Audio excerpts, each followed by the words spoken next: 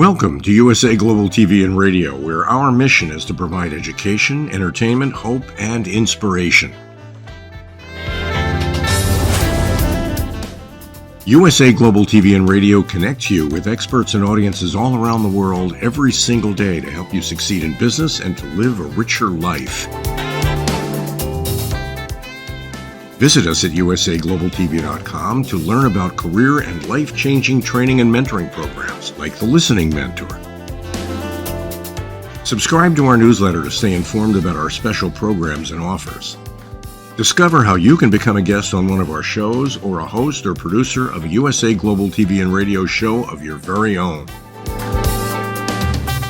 That's USA Global TV and Radio, where the doctor is always in.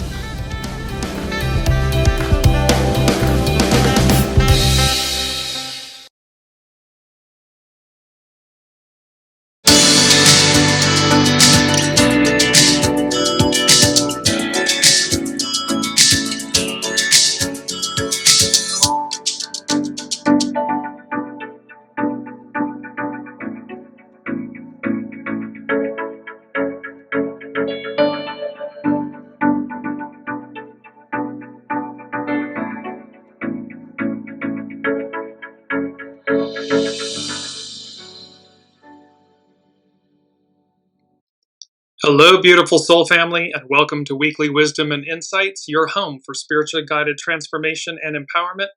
I am your host, Dearjames, and together with the unseen, Spirit, Source, and Symphony, we look at the current energies, the intuitive wisdom and insights, and we go as guided.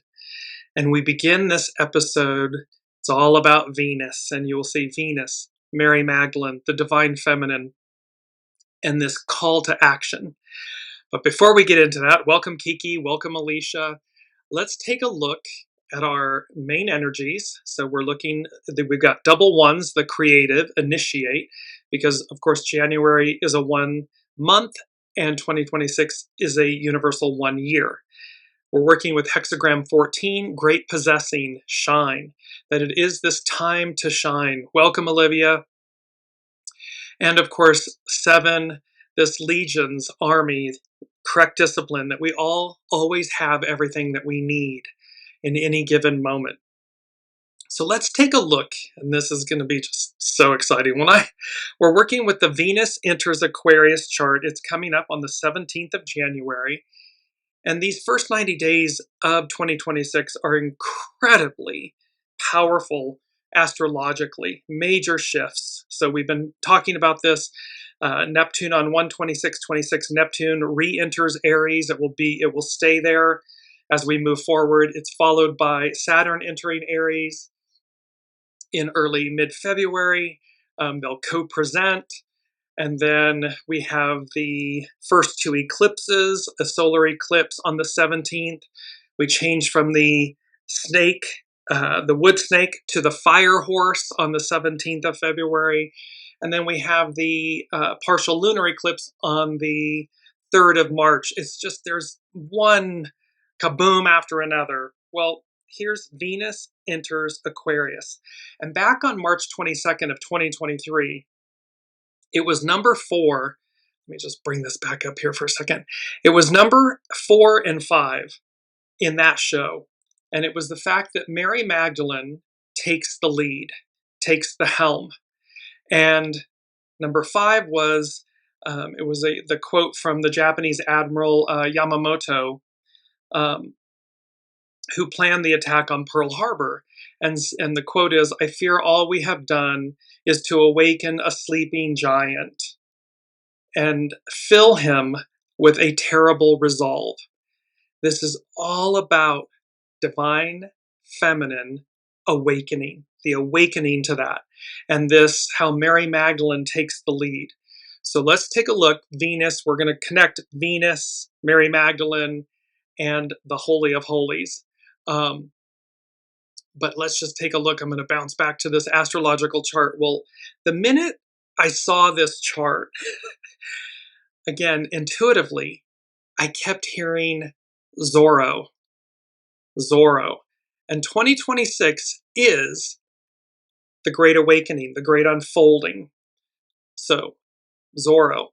Zorro is Spanish for fox, a word implying cunning, cleverness, and slyness, famously embodied by the masked vigilante hero created by Johnston McCulley in 1919, who fights for the oppressed.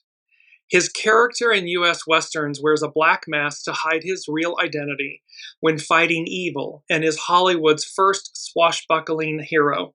He wields a cape and a sword with panache and announces his presence by slashing the letter Z on a wall with his sword. Like the legendary English outlaw Robin Hood, Zorro robs from the rich and gives to the poor. So we have this beautiful chart. Again, it was just Zorro, Zorro, Zorro. And then, why? Well, because we're looking at these, and you see the 3 slashes, of Zorro on the astrological as above, so below. It's because we're working with the Sun, Venus, Cazimi, then Venus, Mars conjunction, divine feminine, divine masculine coming together, then the Sun, Mars, Cazimi, and then upcoming Venus enters Aquarius. And I'm going to tie all of this together throughout the episode. But the point is that we have this, kind of robbing from the rich, giving to the poor, and how, but this is about rebalancing and how the divine feminine, the innate goodness in all of us, and where that has been oppressed and suppressed and maligned for millennia, returns, rises, takes the lead, comes back to the fore. And who's doing that? Mary Magdalene. I'll explain that in a moment. I want to jump to really quickly it's Proverbs 25:28. A person without self-control is like a city with broken down walls. And then this is from hopehealingwords.com. What a picture this verse gives. When someone lacks self-control, they can bring a lot of destruction to those around them, like a city without walls. During biblical times, the cities had walls around them to protect them from other armies trying to conquer. If the walls were broken in any area, then it was useless and they could be easily conquered. This is what it is like for someone who lacks self-control, even just a little bit. Think of this verse and the opposite of someone who lacks self-control. Someone who allows the divine to be in control. Self-control builds up protection like a city with strong walls. When you have self-control and allow the divine to lead you, you have peace within yourself, just like a city will have peace within its fortified walls.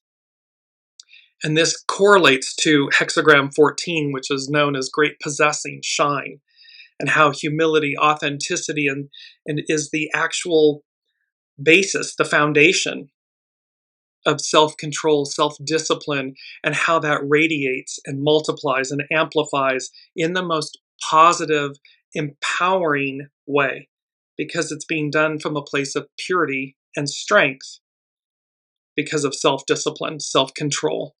So we begin with that. Well, let's jump into our main theme. And our main theme is Mary rising, the Holy of Holies, a call to action. And you're going to hear this phrase, a call to action, a spiritual call, throughout. You're going to see it in multiple different places throughout this episode of Weekly Wisdom and Insights, because that is what Mary is heralding, this call to action. Mary rising, the Holy of Holies. And let me just take us right to our mantra. Our mantra is rise. Spiritually, rise means to awaken, renew, and elevate, moving from a lower state to a higher one, symbolizing overcoming trials. It's a divine call. It's transformation and new life. It's a call to action to step into divine will and purpose, overcome challenges, and radiate spiritual light. We are being asked, guided, loudly shaken to this call to action to rise, that we have a choice, and that we do not have to succumb to the shadow, to the goo, to that element of the past that we are facing. We need not double and quadruple down on that. We can turn and pivot. It doesn't mean to ignore where we are and the choices that collectively and individually have led us to this point. However, it's a call to action that says, rise, great possessing, shine your light, make better choices, different choices. And how ZORRO, this Z-shaped, that's coming from on high, and how that's going to rebalance the wheel. Because remember, it's about the Wheel of Fortune. 2026 is a 10-year, which becomes a 1 year. So it is, in the tarot, 10 is the Wheel of Fortune, which means the continuity of life and how the wheel is ever changing and moving onward. Which also brings us into the Magician, which is the master manifester. And so we co-create with the divine. We have all the tools we need within us to shine, to rise to this call to action. And why? Well, because we're meant to advance. That's the moral. That's the purpose of life, is to advance, to evolve, to ascend and transcend. It is not to go backwards. And so again, it's about the illusions, and that brings me to number 1 from the unseen. They said, tearing away, quote, the veil of illusion, we all collectively rise. So this ZORRO, and I'm just bringing this up with all of this, the sun, Venus, and Mars conjunct, having these cazimis being together. And then Venus entering Aquarius, the sign of the future. And how ZORRO, how in Roman times or Greek times they would have said, and how the gods, God, the as above so below, the unseen is saying, we've got you. We got you, boo. We've got you all. And it's number 3 from the unseen is ZORRO. Takes a bite out of crime. Bigly. There's a pun playing there. So ZORRO takes a bite out of crime. Bigly. 3 exclamation points. And then 3 slashes. So there may be 3 major events that take place, that transpire. Decisions, actions, people finally rising to push back. That takes a bite out of crime, out of the goo. And that takes a bite out of crime is McGruff. It's the, pardon me, let me put my specs on. The crime dog slogan. It's from the National Crime Prevention Council in 1980. This take a bite out of crime, and it's the McGruff crime dog. Well, that immediately went into number 4 of the unseen from them. And I heard Canis Major, that's the constellation Canis Major, Sirius A. Sirius A is known as the dog star. It's the brightest star in the night sky. And Sirius A sits at 14 degrees Cancer. So let me just bring this the astrological chart back up. And so here's Jupiter, the great benefic, is at 19 degrees Cancer. So Sirius A and Jupiter retrograde are sitting, they're conjunct, they're next to one another. And they are directly opposing the moon, Mercury, Mars, and the sun. So they're playing this pivotal role, this ZORRO aspect of how they're going to illuminate. It's going to illuminate what's been hidden. It's going to take a bite out of crime. It's going to level the playing field is what I'm hearing. This kind of reset. Remember, it's a hard reset, this hard reset. And that in essence, no matter how you try to create evil and chaos and discord in the world. There is a higher power in charge. There is a higher power that can wipe out. Again, that Proverbs, if you're not utilizing self-discipline, self-control, well, then, a person without self-control is like a city with broken down walls. And so the unseen is making it very clear.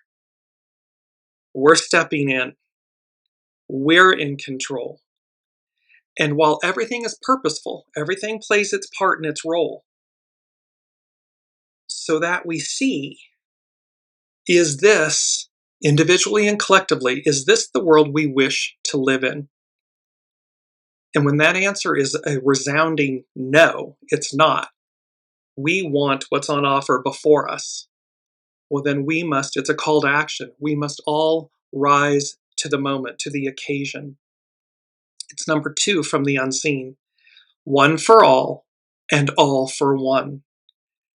And then they said divine intervention. Because remember, we're all in reciprocity. So what we do to another, we do to ourselves. What we do to ourselves, we're doing to others. What we do affects the unseen, the other realms of existence, and vice versa. And so this one for all and all for one.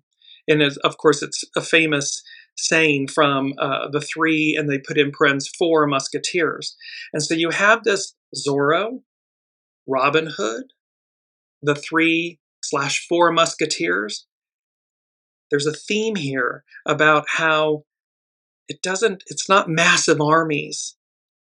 Zorro is one individual, Robin Hood, one individual. The 3/4 musketeers, 3/4 individuals, can change the trajectory of the world positively. So while we're seeing that happen negatively, and of course then it's not just those single actors, there are those that aid and support, right? So big themes here. Mary rising, the Holy of Holies, a call to action. Let me just bring up that image because it is so incredibly beautiful. And you see her scarlet robe, and so forth, being released as she's rising. There's a higher octave. We've talked about this a lot, this higher octave that is available to all of us and that we are ascending to, that we are moving into this Aquarian era, matriarchal era, the divine feminine era, the return of the purity and the reverence and the respect of the divine feminine within all of us. This is not, again, gender-based. There is divine feminine within all of us. And divine masculine, of course, and where are those in harmony and where are they out of balance? And so this Mary rising is about bringing back the harmony and the divine feminine element so that we get into harmony, so that we learn how to speak with one another and treat one another.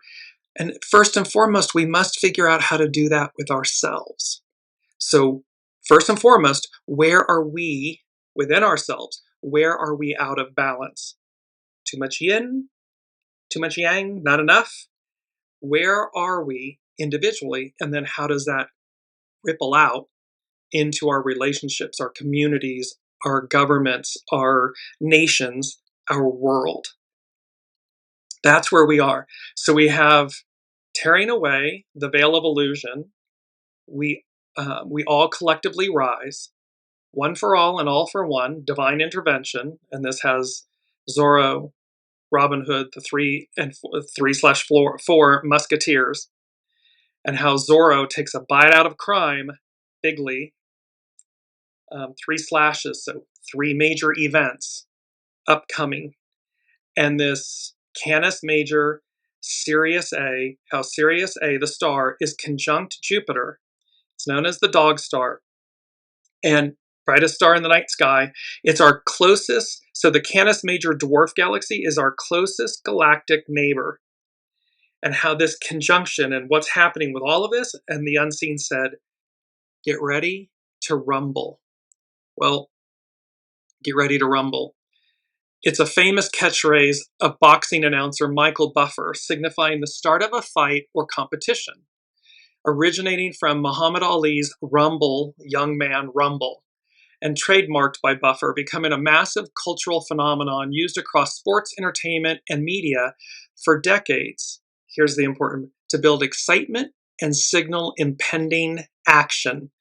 So here the unseen is talking about Canis Major, the constellation, our closest galactic neighbor, Sirius A, the brightest star, conjunct Jupiter, the great benefic, ZORRO, Venus entering Aquarius, and all of this, and the Cazimis, and this get ready to rumble, this trademarked announcement to build excitement and signal impending action in a positive way.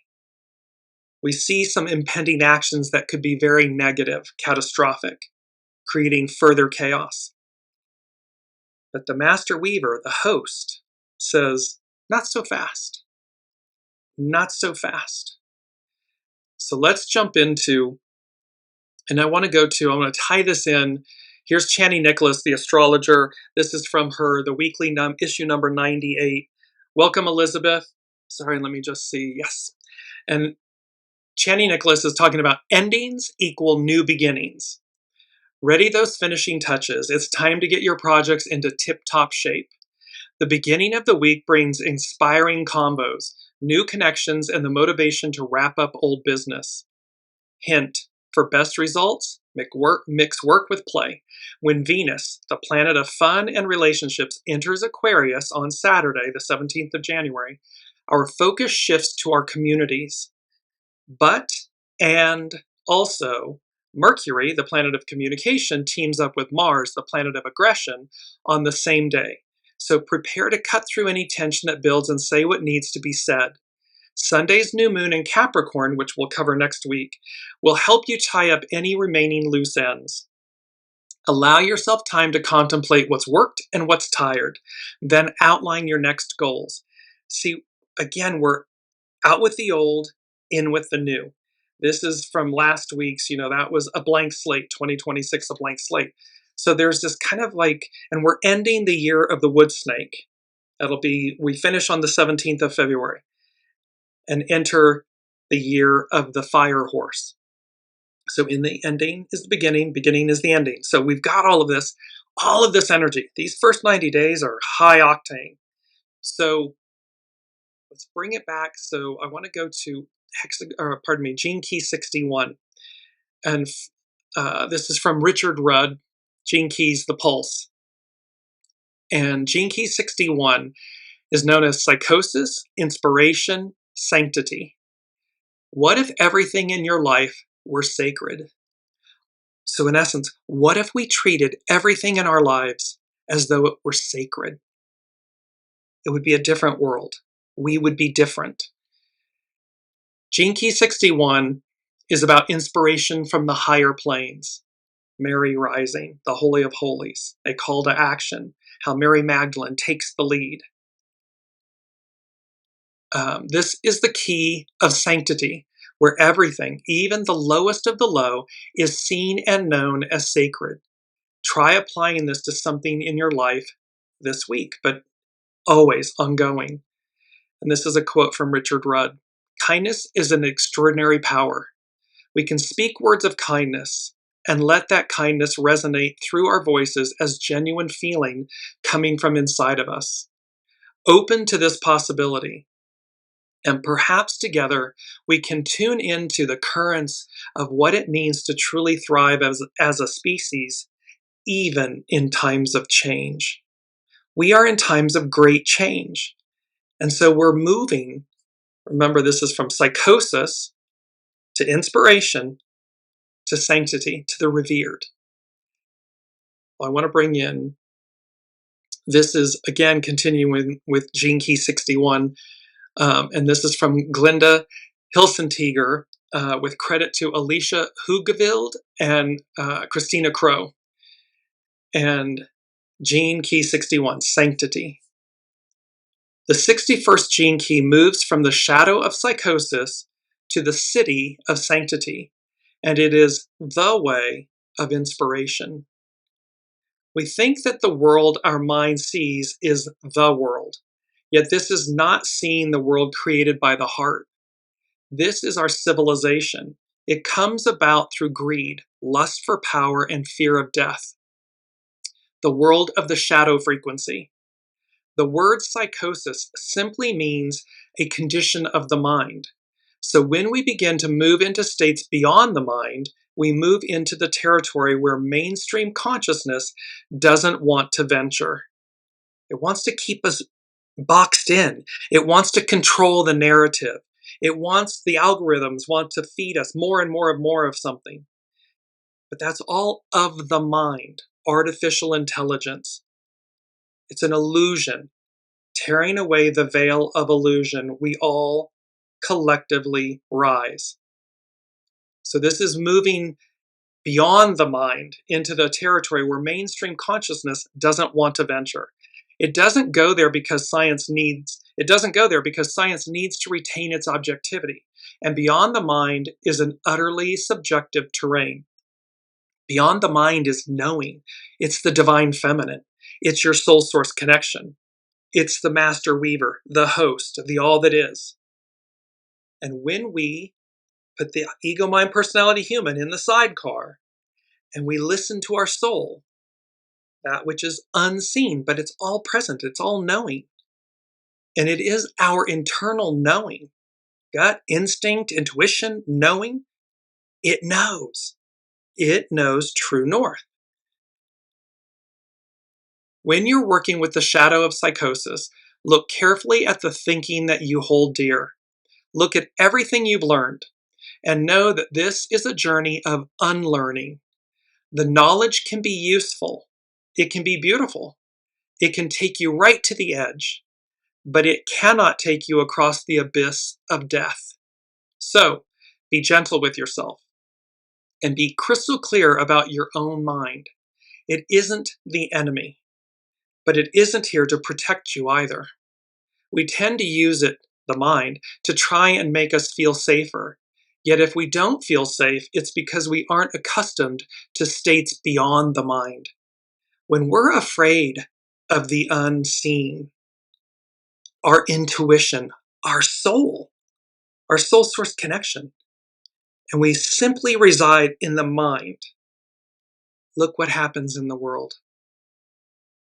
That's because it's devoid of the divine feminine, the intuition, the knowing, the soul, that nourishment that guides us to do no harm, to love thy neighbor as thyself, and thy God, the unseen, above all other. Inspiration serves to loosen the hold of your mental constructs so that you can open and expand your capacity for love. Being inspired is listening to that which comes from within, from beyond the veil. It's allowing that to re-imprint your awareness with its truth. The secret to this gene key and to all of life is the beauty, wonder, and the healing power of creativity. The great creator, this is the one card, the magician, that we're co-creating with the divine, from the divine. And when we allow that to come through us, to permeate, that was our key word last week, when we allow that to permeate our being, anything's possible. And in the highest octave, the highest purity of that. Creativity soothes the mind. Music especially is the greatest salve for a troubled soul.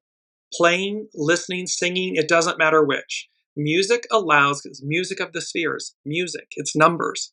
So music allows the mind to find its natural geometry, its harmonic basis within the world. The gift of inspiration is playing with the music of creation. Whether it's dance, art, building, gardening, cooking, anything that has heart, that is attuned to a higher harmonic principle. Music has the power to move people, to lift us up, to excite us, to invigorate us. to care for us, comfort us.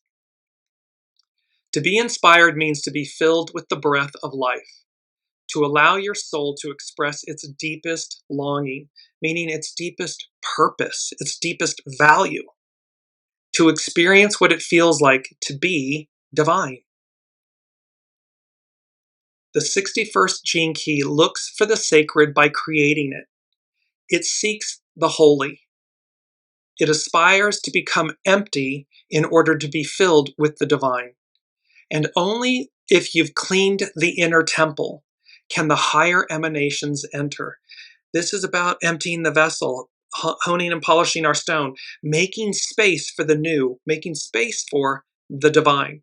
Because again, if we're locked in our ego, mind, personality, human, our thoughts, and those thoughts are impure, destructive, we bring more of that to us.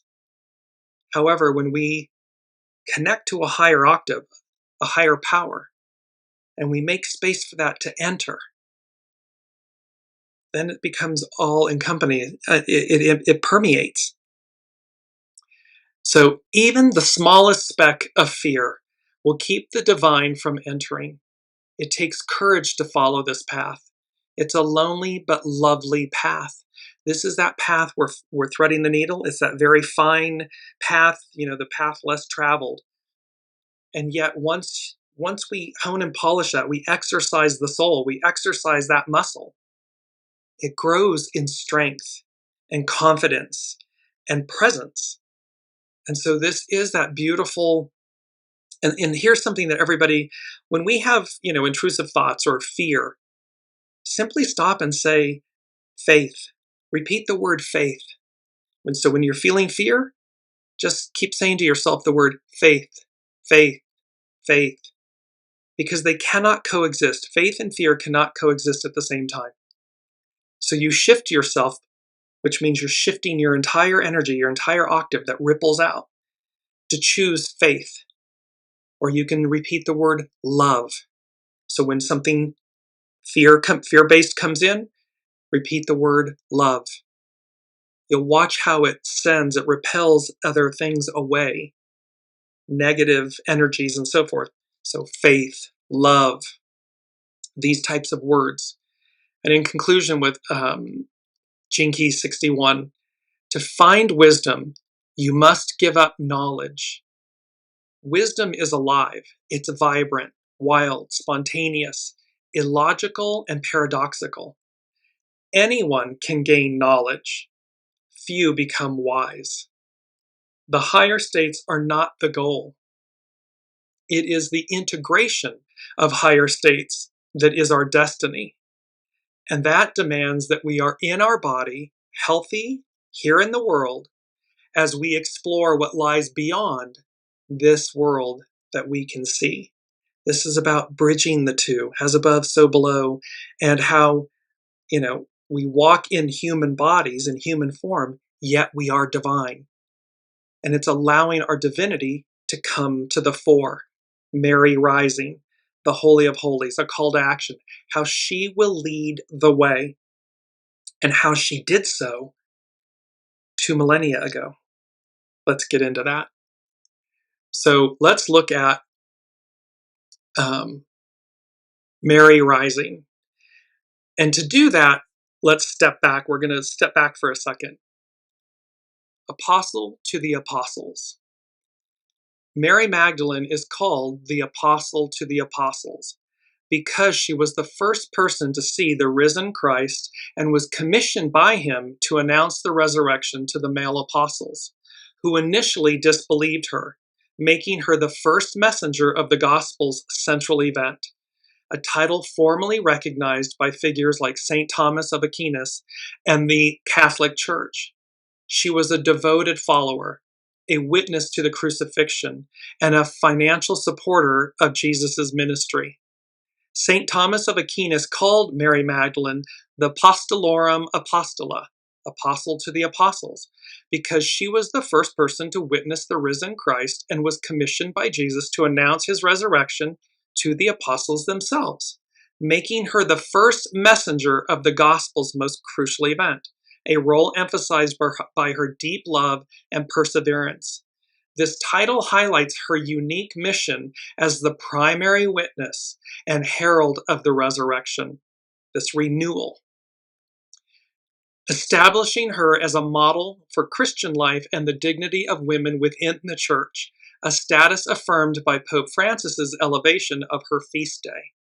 So there's this, and there are key aspects to this, but what we're being shown, what the history shows, is it was Mary Magdalene.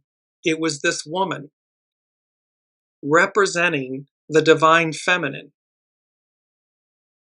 who was entrusted, is the one that was chosen to deliver these messages of resurrection, of new life, of hope. What she did then, she will be doing, again, astrology and so forth, and time, it's not identical, it's cyclical. And so there's this aspect of how she will do what she did then, again, now, for all of humanity, so that we do what? We rise. We heed the message that was offered 2,000 years ago. This is not a religious or Christian, individually Christian message. This is a universal, spiritual, faith-based message that transcends all, because it was made available to all. And so let's get into this even further. So she's a devoted follower, Mary Magdalene. She traveled with Master Jesus and the other women, providing for the group from her own means.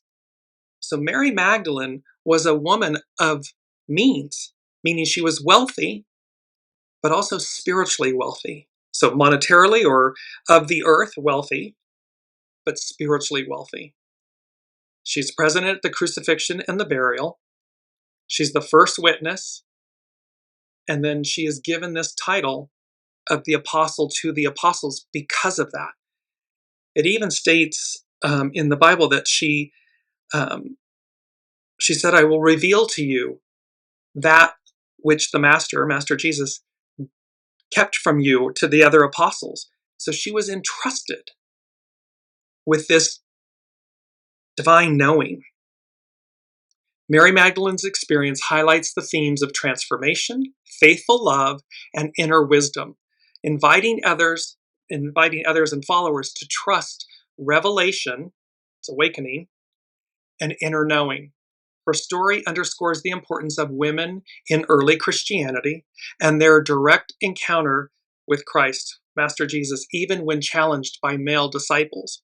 So here, look at the four. So we've been in this era of patriarchal Piscean rule, and how the divine feminine has been challenged, and how we've all been, shown to how to dim that light, the light of the divine feminine. And yet it's one of our greatest gifts, is this intuition, this knowing, this nurturing nature, this birthing of life that comes through the feminine. Now we have Venus as Mary Magdalene. We're going to tie these two together. So the connection between Venus and Mary Magdalene arises from shared symbolism. Both represent divine love, transformation, and the light bringer, with artists often depicting Mary Magdalene with Venus-like beauty to show her spiritual rebirth from a fallen state, linking her to classical ideals of female divinity, sensuality, and mystical resurrection, especially in Gnostic and Renaissance traditions, where she embodies both earthly desire and heavenly light. This symbolism ties Magdalene to ancient goddesses Ishtar, Aphrodite, and the planet's celestial patterns, the pentagram, that 5-pointed star. And let me just bring this up, because it's all about, we had this before, Venus, Venus, Venus. Well, this is the flower of Venus, the 5-pointed star. And how in Renaissance times and especially in Gnostic and Renaissance traditions, she embodies this. And so it's the planet's celestial patterns, the pentagram. She is known, Venus is known as the morning and evening star, portraying her as a powerful feminine archetype of spiritual awakening and sacred sexuality. Sacred sexuality is the higher octave. It's not the carnal octave. It's the higher octave of the divine union of masculine and feminine. The purity of them, the reverence for them, the harmony of them, the yin-yang of them. Ultimately, the Venus Magdalene symbolism reclaims her as a powerful, light-bearing figure, bridging classical pagan divine feminine mysteries with Christian iconography. So they bridged these, they absorbed them. By absorbing them, they retained them. Key connections, interpretations. Mary Lucifera and the Lightbringer. In some traditions, she's called Mary Lucifera. Lucifera means Lightbringer, connecting her to Lucifer, the ancient Roman name for Venus, the morning star. In Gnostic texts, she's seen as a vessel for spiritual wisdom, Sophia, embodying the soul's ascent from illusion, or tearing away the veil of illusion. We all collectively rise. So she's seen as a vessel for spiritual wisdom, known as Sophia, embodying the soul's ascent from illusion, the Venusian realms, to divine wholeness. This is all bringing us about, and the orbit of Venus creates a five-pointed star, a pentagram on Earth, linking her to ancient wisdom and the petals of Venus, symbolizing the divine feminine cycles. During the Renaissance times, we had the troubadours and this reverence, great reverence for the divine feminine. It was in pockets of places in southern France, in the Occitane region, and places, and all where the Cathars and the Templars were, and so forth, where they knew and understood a higher octave of the divine feminine. And yet, the powers that be at the time snuffed it out, suppressed it. Now we're at the end. We're at the end of the Piscean era, the patriarchal era, and the beginning of the Aquarian matriarchal era, where this Mary rising, the Holy of Holies, a call to action, is rising within us. We're seeing it. And number 5 from the unseen, they're saying lead by example. And then the song, the lyrics from Celine Dion, it's all coming back to me now. We had this a few shows ago. It's all coming back to me now. And this call to action, in that when Neptune enters Aries, Saturn follows. Major cycles are beginning anew. I mean, multi-year cycles are beginning anew. So this is lead by example. It's all coming back to me now. The awareness of all of this truth, the veils of illusion being torn away, Mary rising. And what the unseen is saying is it's going to awaken within us. We're going to know it, feel it, think it. It's going to permeate our being with this awareness, with this truth. As we watch the dogma of the past, these illusions fall away. This is not to demonize the masculine or the men in the world. That is not the moral of the story or the point.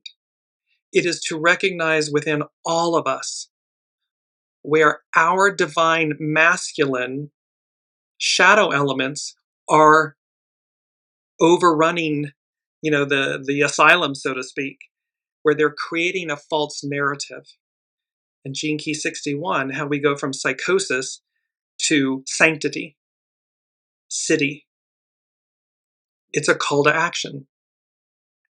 And lastly, in modern interpretations, Mary Magdalene's seen as the divine feminine archetype and the Holy Grail, embodying resurrection, rebirth, and the coming goddess epic, which is a Venusian mysteries focus. So there's a coming epic, a goddess epic. It's a divine feminine era, epic. And we're all being called to rise to the occasion. So here is Venus, Mary, rising. And this ties into our mantra again, rise. And I just want to bring that up really quickly because the mantra rise, there we go. So spiritually rise means to awaken, renew, and elevate, moving from a lower state to a higher one, symbolizing overcoming trials, a divine call, transformation, and new life. It's a call to action to step into divine will and purpose, overcome challenges, and radiate spiritual light. So I know we just had that, but I wanted to repeat it because it also goes into our key word. And our key word, and I'm going to come back to Mary Magdalene. And our key word is transcendence. And look at that radiating gold within. Transcendence, existence or experience beyond the normal or physical level. Experience that goes past normal limits or the ability to achieve this. The act of rising above something to a superior state. Spiritual transcendence means going beyond ordinary experience to feel connected to something larger, like the universe, God, the divine, or humanity, dissolving self-boundaries to find deeper meaning, purpose, and unity, often through practices like meditation, prayer, nature, or art, or music. It's a shift in perspective from the limited self to a vast, timeless awareness, fostering feelings of awe, peace, and interconnectedness. So we have the beautiful rise, and we have transcendence, and we have Mary rising, the Holy of Holies. So let me go back to and complete Mary rising, the Holy of Holies. So again, spiritually, Venus, being Mary, rising signifies an awakening of the divine feminine, embracing beauty, love, pleasure, and self-worth as powerful forces, moving beyond superficiality to embody softness as strength. So we don't need to roar. We don't need to over-exercise our divine masculine. We can just be in resonance, in balance, in harmony. Know when to speak, meaning when to, hey, set a boundary, and when to just simply be. We don't have to yell and scream and run roughshod over others. So it's moving beyond superficiality to embody softness as strength, integrating sensuality with spirituality, and honoring inner cycles of growth, surrender, and rebirth, often seen as a call to reclaim one's authentic power and connection to the sacred. Mary rising, the Holy of Holies, a call to action.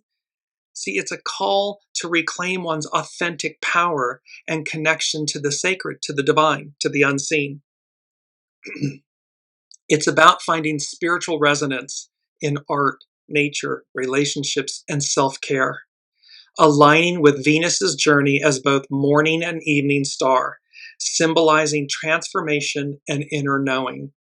Fundamentally, Venus, Mary, rising, is a spiritual call to live a life rich in love, beauty, and authentic connection, recognizing these as divine expressions of self and the universe. It's like when we recognize this beautiful, look at this, this transcendence of this gold within. It's recognizing these divine expressions of self and the universe, and that they're already within us. We come into this life with them. We exit this life with them. They're eternal. It's what we do with them in this life that matters. And so we're looking at all of this. And then the Holy of Holies, we're going to tie this together. So we've now shown Mary as the apostle to the apostles. She's like the prominent figure that announces the resurrection, the risen Christ. And that message was about rebirth, renewal, a higher octave, something greater on offer. So here's the Holy of Holies. The Holy of Holies, the Kodesh Kedoshim, was the most sacred inner sanctuary of the Israelite tabernacle and temples, representing God's dwelling place on earth, separated by a veil and housing the Ark of the Covenant. Accessible only to the high priest once a year on Yom Kippur, it's known as the Day of Atonement, to atone for Israel's sins by sprinkling sacrificial blood. It symbolized the barrier between a holy God and sinful humanity, a barrier Christians believe was torn by Jesus' death, offering direct access to God, to the divine. And remember, this is where the famous, where Master Jesus went in and he turned the tables at the temple, because the outer courtyard, which was meant for the Gentiles, was filled with bazaars. It was a bazaar, so it was filled with traders and mercantile, instead of allowing the Gentiles to be in the presence of God. And he says, I believe it's the Philistines, he was saying to them, you bar from the people what is not rightly yours. The message that Master Jesus had 2,000 years ago, this tearing the veil of illusion being torn away, and in this is that you have a direct connection to the divine, to God, to the Father, to the divine, the master weaver, the host. And what is it that we're doing with it? Are we exercising that connection? Are we awakened? How does it change us? This is not, again, a religious matter. Master Jesus was literally confronting the temple priests to say, what are you doing? And there's many verses that talk about go and pray in your closet, not in public and so forth. This isn't something for, that because you attend something and you're doing something in a certain way, that you understand that connection, or that you are utilizing it or harnessing it in the most pure and powerful manner. This is all speaking to the fact that 2,000 years ago, he said to the powers that be, the earthly, priestly powers that be, you're obstructing the people from the Father, from the host, from the divine, and they have an innate, direct connection. Mary Magdalene was entrusted with heralding that message to the others. She will do so again now. And 2,000 plus years later, it's incumbent upon us to heed the beauty, the purity of that message, that direct connection. That your soul source connection is the highest connection there is. And when you go direct, you have an unbreakable bond. It's unbreakable regardless. But the point is that, are you aware of it?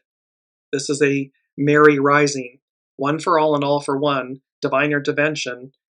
We all rise. We all collectively rise. In Judaism in the Old Testament, the innermost room of the tabernacle and later the Jerusalem temple is where the Holy of Holies is. It contained the Ark of the Covenant, the tablets of the law, and the mercy seat where God's presence, the Shekinah, manifested. Access was strictly forbidden to all but the high priest, who entered once yearly on Yom Kippur for atonement rituals. It marked the ultimate presence of God, of the divine, requiring immense holiness and separation from sin. But remember, Master Jesus tore that requirement and opened the way. In Christianity, Jesus' death is seen as the new access, the tearing of the veil, signifying that his sacrifice opened a new direct path for believers into God's presence, into the divine.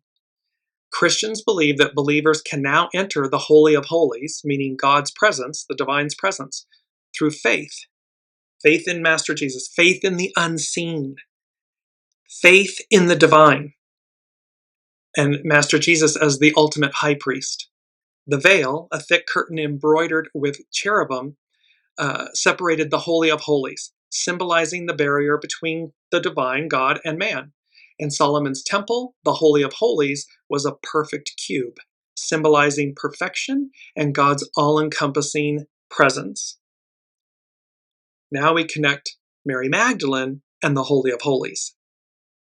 This connection between Mary Magdalene and the Holy of Holies centers on John's Gospel account, where she sees two angels at Jesus' empty tomb, a scene interpreted as mirroring the Ark of the Covenant's cherubim in the temple's Holy of Holies, making her the first to, quote, see God's, the divine's presence in a new, accessible way, thus becoming a priestly figure and apostle to the apostles, who proclaims the resurrection. Jesus transforms the tomb into a new holy space, and Mary, once seen as or mistook as deeply defiled, becomes a model for this new access to God, to the divine, a significant shift from the Old Testament's exclusive priesthood. The priesthood was divine masculine, patriarchal. This was a shift from that moment. It's 2,000 plus years later. And the moral of the story is the divine feminine, she's the one that heralded the message. She's the one that led us to this awakening, this possibility. Yes, by all means, it is Master Jesus, the Son of God. Yes. Without it, it all doesn't happen. And yet the divine feminine, the knowing, is what spreads the word, the awakening to this direct connection to God, to the divine, to the unseen. And so the tomb is the Holy of Holies, the empty tomb where Jesus' body lay, becomes a new sacred space, a new Holy of Holies.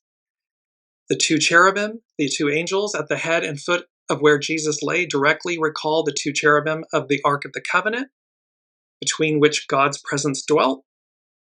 Mary's priestly role. By seeing this vision, Mary Magdalene assumes a role similar to the high priest who alone could enter the Holy of Holies, but now for all believers. For all believers of the unseen, for this higher octave of being. She becomes the first person to see the risen Christ and is commissioned to announce his resurrection, fulfilling both priestly, seeing the holy, and prophetic, proclaiming roles. And then she's finally honored. Pope Francis finally honors her by acknowledging her title of apostle to the apostles, and recognizing her pivotal role in announcing the resurrection, a task traditionally reserved for the apostles, men. And this, of course, it's not a hidden understanding or secret. Look at the empowerment and the power of the divine feminine. And so when you're in fear or afraid or don't wish to share that power, that empowerment, you malign, you oppress, you suppress. And that's where we've been. And we're disconnected from that intuition, that knowing. It's greatly diminished. Well, Mary rising, the Holy of Holies. And it has symbolic significance. In the new covenant, Jesus' resurrection redefines holiness, opening up direct access to God, to the divine, symbolized by Mary's experience at the tomb, moving beyond the restrictions of the Old Testament temple. Mary's story highlights the transcendent themes of love, forgiveness, and transformation as she moves from a figure associated with sin in later traditions to the primary witness of Christ's new life, our new life. And so again, what she was entrusted with, empowered with, then the unseen is saying, here it comes, she will do so again. And that this time we heed the message, leading by example. It's all coming back to me now. This awareness of the truth. Number 6 from the unseen, they said, I heard the lyrics, hey sister, go sister, soul sister, flow sister. It's the lyrics from Lady Marmalade. And they said, demeaned and diminished no longer, the divine feminine restored. And the spiritual meaning about, pardon me, I'm looking, here we go, sorry. About Lady Marmalade. It carries a spiritual meaning centered on female liberation, empowerment, ownership of desire, and solidarity, meaning soul sisters, stemming from its origins as a song about a New Orleans prostitute, but evolving through its iconic versions into an anthem of unapologetic self-expression, particularly for women of color, changing societal norms. It speaks to claiming one's narrative, embracing sensuality, the intuition, the knowing, the divine feminine, and a powerful, almost primal connection between women. And so again, this is where the pendulum has swung so far one direction for so long. The natural, not outcome, but, you expect the pendulum to swing wildly to the other side. And this is where I say again, it's so important for us to heed the message that the divine feminine and the matriarchal era, the Aquarian era is about harmony, balance, unity, oneness, where the two, the divine masculine, the divine feminine, are in unity and harmony with one another. It is not, pardon me, the divine feminine over the divine masculine. And so we must address the fear, we've got to address the elephant in the room, where the divine masculine, who's been in charge for 2,000 plus years, is threatened, feels threatened. And for those that are, gendered female, recognize how that fear of the divine masculine creates. It's within us. It does not matter that your gender is female in this lifetime, because that divine masculine fear resides within all of us. So how do we bring them into unity and harmony? That's what's most important. And so we have this number 6, the Lady Marmalade. Hey sister, go sister, soul sister, flow sister. And how the demeaned and diminished no longer, the divine feminine restored, it rises. And lastly, I want to jump to, we have 2 more things. I'm mindful of the time, so I want to get this all in because it's such a big show this week. And this is from astrobutterfly.com. And she's speaking about Sun conjunct Venus and Mars. All is fair in love and war. And this is an excerpt from this. And I'll post all of these on the Dearjames Facebook page. Behind the scenes, something important is resetting. Between January 7th and January 9th of 2026, we have a rare triple conjunction between the Sun, Venus, and Mars in mid-Capricorn. This is the turning point in Venus's synodic cycle, when Venus shifts from a morning star to an evening star. On January 9th, the Sun conjuncts Mars, initiating a brand new 2-year Mars cycle. The geometry of this configuration is spectacular. We won't see anything in the sky with Venus and Mars too close to the Sun, that's the Cazimis, and therefore invisible. So the divine masculine, the divine feminine, Mars and Venus, conjunct each other, conjunct the Sun, makes them invisible. Yet there is something serious, yet there is some serious Game of Thrones type twist happening behind the scenes. What might look like a celestial agreement, Sun, Venus, and Mars all aligned, is actually much more complex, with new beginnings and endings happening simultaneously. Let's unpack this. We'll start with Venus. When the Sun is conjunct Venus, and Venus is direct like it is now, we have a so-called superior Venus conjunction. This is the, quote, full moon, or better said, the full Venus phase of Venus's 584-day cycle. a culmination or turning point where something about our values and relationships reach a peak and then matures into a new phase. Basically, Venus hits a climax point in her story. After wandering the early morning sky, doing her own thing, Venus is now connecting with the sun, our life purpose, and being brought into conscious alignment with it. Let's drop the nonsense. This is what I actually want. This is less about outer events and more about Venus doing something decisive on the inside. This is an awakening. This is a shift. This is a hard reset. This is Mary, Venus, Mary rising, the Holy of Holies, a call to action. When Venus conjuncts the sun, something clicks. And as a result of this click, we re-rank our priorities, rewrite relationship contracts, and redefine what's worth it and what's not. What about Mars? Mars's cycles are about how we go after what we want, because remember, it represents the creative force, the divine masculine. Mars cycles are very important because they describe what we are actually doing in the real world. When Mars is reborn with the sun, our instincts reset, and we feel motivated to start again with a new set of goals. A Sun-Mars conjunction, Cazimi, marks the beginning of a brand new hero or heroine's journey, a time to start fresh with new intentions and make new commitments. So you see how this is all aligning, like there's a new year. Then there's the switch from the Chinese New Year, from the wood snake to the fire horse. We have Mary rising, the Holy of Holies, this call to action, a divine call.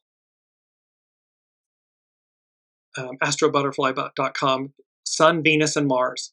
What's especially interesting is that right now the Venus and Mars cycles overlap, creating a triple Sun, Venus, Mars conjunction. This triple conjunction is not, is not accidental, but part of a pattern.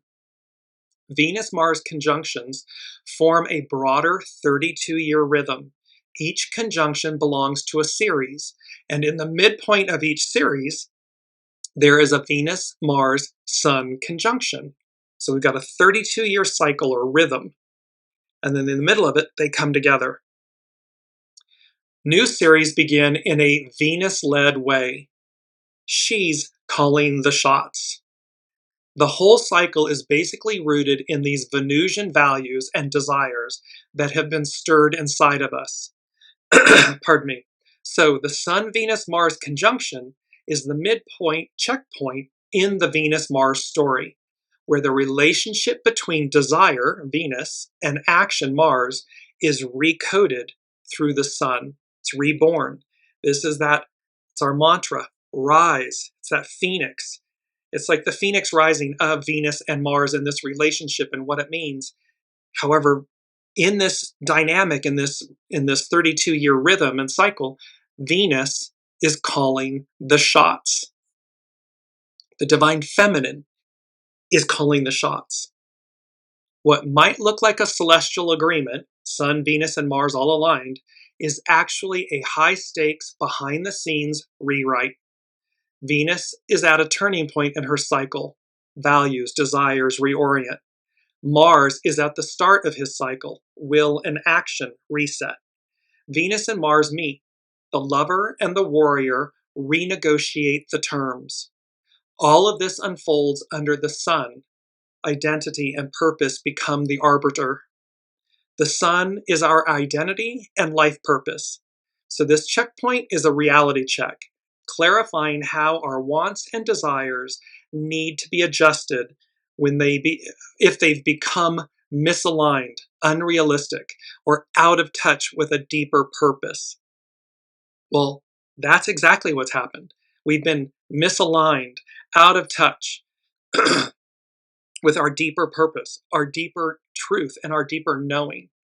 And thus, it's time to rise. And here comes that hardcore reset, that renegotiation between the divine feminine and the divine masculine. From this adjustment, Mars then takes the lead, translating revised values into action and taken the necessary steps to make these recalibrated goals and desires real. So the divine masculine receives what the divine feminine, here's the plan, and then we harness that creative force, that divine, the purity of the divine masculine, to go make it real. The conjunction between Venus and Mars is incredibly important because Venus is the feminine, yin principle, and Mars the masculine, yang principle. When the two meet, creation becomes possible. Something that didn't exist before takes shape through this chemical reaction, this coming together, this higher octave. The Sun-Venus-Mars conjunction is in Capricorn. Capricorn is the part of the zodiac where the rubber meets the road. Goals, systems, deep commitments, contracts, status, and long-term consequences. When the Sun, Venus, and Mars meet in Capricorn, we become more driven and motivated to clarify our personal wants and desires and find ways to manifest them in the real world. This is when our sense of drive and achievement is at an all-time high. So all of this is occurring in Capricorn. So we have, and Elizabeth is saying, is this similar to staying in a peaceful patience or applying inner peace through each action, possibly both? Yes, we are threading this fine needle between the past and the present future. And it is the path less traveled. And so we're at this moment where it's not to do nothing, in other words, just completely do nothing. And it's not to run roughshod and aggressively advance. It's that peduncle, it's the threading of the needle, it's that very fine path that few travel that says, I'm actively listening to the unseen, to my soul source connection, so that when I strike with the iron being hot. I don't run out and do something that I have to undo, and I don't do nothing so that the opportunity passes me by. I'm walking this very fine path. And what they keep showing me, it's almost like the walls. We had Proverbs, the Proverbs 25-28, about the walls of the city. Well, around the walls of ancient cities are the walking paths, where you could walk the perimeter. So they're showing me this very narrow, or like the Chinese wall, the Great Chinese Wall. It looks, when you look down on it, on topography, it looks very fine and narrow. And there's the vastness that's out beyond it. That's the image, is this image of walking a very narrow, fine path to rise, to be delivered. And so however you stay in harmony and pace and peace with that, so again, faith, love, anything that balances you to stay in the mindset of that you're walking that fine path, and that you do so with willingly, with exuberance, with faith and determination and commitment, knowing that you will be delivered exactly where you need to be. That is what all of this is speaking to, and that Mary, Master Jesus, all of everything that happened 2,000 years ago is being brought to the fore for us to heed the message of what was on offer then. But we've somehow diminished it and delayed it and oppressed it and suppressed it and given that power away. When Master Jesus said 2,000 years ago to the priests of the temple, what are you doing? You're barring from the people, you're keeping for your own empowerment, your own lust and power and greed. You're barring from the people what is rightfully theirs. What's rightfully yours is the Father, the Master Weaver, the host, the unseen, the divine, that direct connection. And how when you come into alignment with it, it's a game changer, period. I just want to close with 3 of our quotes. We didn't get to, this is from divination.com, or pardon me, the master at divination.com, but it's from the master. And it says, do not play the host, but become the guest. This is about soul source connection. And you see how the lotus is wide open and radiating this vitality because of its connection to the divine, to the sun, to source. And these two quotes are from divination.com. At the core of true success lies unselfishness, generosity, and modesty. So at the core of true success, it is the divine feminine. Unselfishness, generosity, modesty, humility, grace, knowing. And lastly, a lasting prosperity is one that honors the highest values and furthers the collective good. A lasting prosperity is one that honors the highest values and furthers the collective good. This is about one for all and all for one. The Aquarian matriarchal era. Pardon me. And so I'll leave you with number 7, which is number 7, and from the unseen. And of course, 7 represents the foundation of God's word, of the divine's word. And it represents divine perfection, completion, and fulfillment. This isn't just commentary. This is a promise fulfilled. It's the foundation of all. And that is where we find ourselves in this second week of January, which is the 14th of January. Well, it's divisible by 7. And last week was January 7th, a 7. This culminates in a 7. So we have this trifecta statement about the foundation, pardon me, of the divine's word. This divine completion and fulfillment, or deliverance. And just going to pop this back up because I love it. ZORRO, watch how this Sun, Venus, and Mars conjunction, and how Venus is in charge, and the Mary rising, and the Holy of Holies, a call to action. Watch how ZORRO takes a bite out of crime bigly.